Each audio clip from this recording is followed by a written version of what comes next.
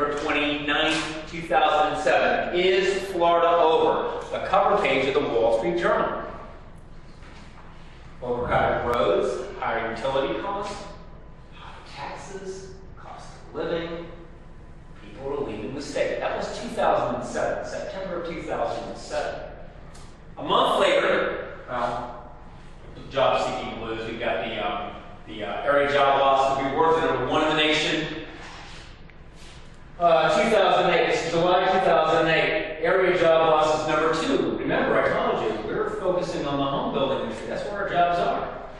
We were losing jobs at a record rate. But look, same story. Where are all the jobs? Charlotte, 2% growth. Houston, 2% growth. Dallas-Fort Worth, 2% growth. Austin, close to 2% growth. Some local economies are growing jobs, while we were setting records for losing jobs.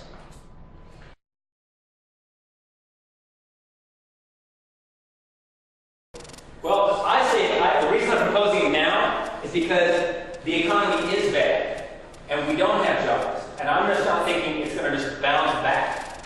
That we've got to have a plan in place to actually attract business here. The World Cup's thinking about coming here in 2018. Their number one issue is transit. You know what we're going to say? We don't have a plan for transit. You know what they're going to say?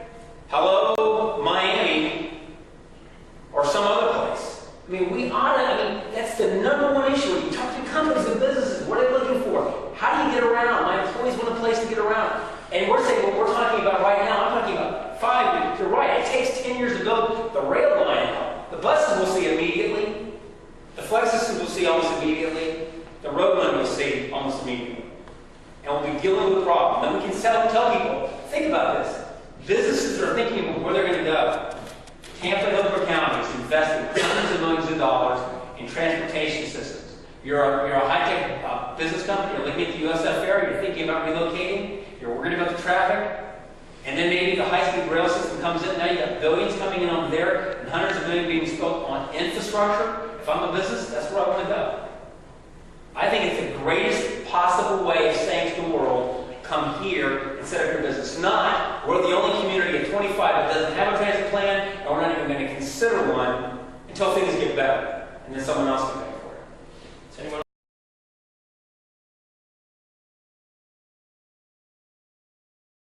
The beauty is this, is that we spent so much time talking to all the communities that have recently supported it, and the arguments against are all the same. Not entirely the same exact. And what's amazing is, and I'll just tell you, I mean, the one thing I've heard over and over again, they were against, they were against, they were against, they were against. They passed, they were for, they were afraid, they were they lost. My point is that once they pass, they're very successful. People are angry about that. People want this, and they're voting for it. Like we should stop it. Well, the people have seen it, and they like it, and it works.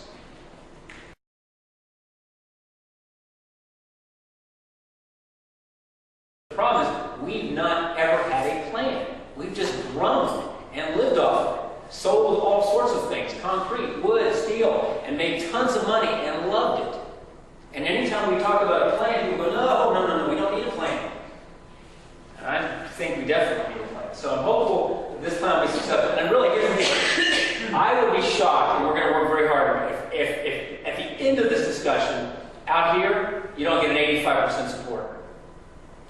Because I'm hearing how much it's going to cost you, and I'm thinking, wait a year from now, when you're sitting there idling, and you're just watching that money burn.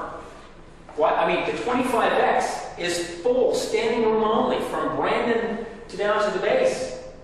They can't get enough buses. They'd love more buses. And you know what they do? They're going to dark parking rides in Brandon, because you don't have quality stops. That's the thing about our whole bus system. We've designed a bus system which is cruddy, and it's dangerous half the time. You don't want to stand there.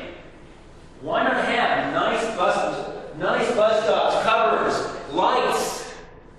That's what this is about. Actually investing in a system that you want to use, you feel safe using. And if they use it in Brandon, which they do now, overwhelmingly, they'll use it everywhere. So the argument that people want to ride a bus is baloney. They'll ride it. Because people are these SINCOM and SOCOM guys.